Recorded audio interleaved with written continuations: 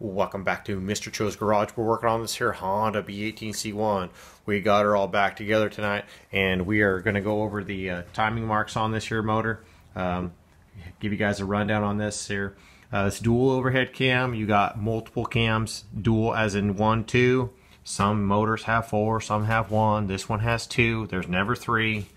Anyway, here we go. AEM true time pulleys. They're adjustable pulleys. They have timing marks up here in the top. They're both set at 0. Factory cam gear will say up or have a circle or scribe mark in it, and those always want to be up. They will always have a line or a notch. If you can see, got one right there, cut across. They're lined up. So basically, they are cutting straight across. It will pretty much line up with the valve cover gasket over the top of the head. And then you have your piston, number 1 cylinder, top dead center. That is, piston is all the way up at the top before it starts making its way back down on the intake stroke to draw in the air and the fuel before it's combustion. Anyway, so the time belt is going to route down. You've got your motor is going to run counterclockwise, and your belt comes down around the gear, around your tensioner, water pump, and back up. I will go over that with another video. You want to pull out your spark plugs because you're going to need to rotate the motor after you got it together. Take the plugs out, makes it way easier. You can do it with the plugs in it, but it sucks. Anyway, yeah, so there's not much to say about it except that you want to make sure you have your timing mark set.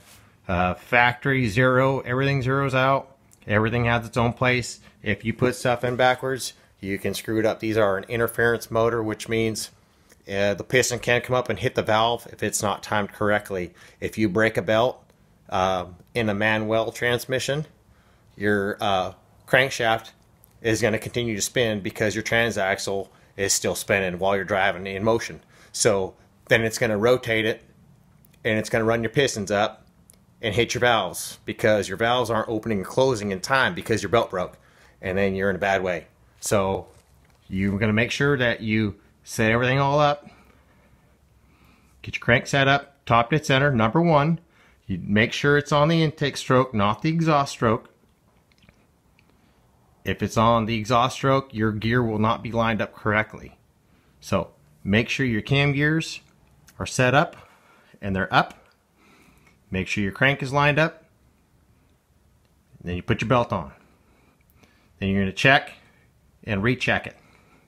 And then after you do that, you're going to check it again. And you're going to check it out. Rotate it a couple of times. And then you're going to check it again. Don't halfway it. Don't screw it up. Do it right. If you don't know, get some help.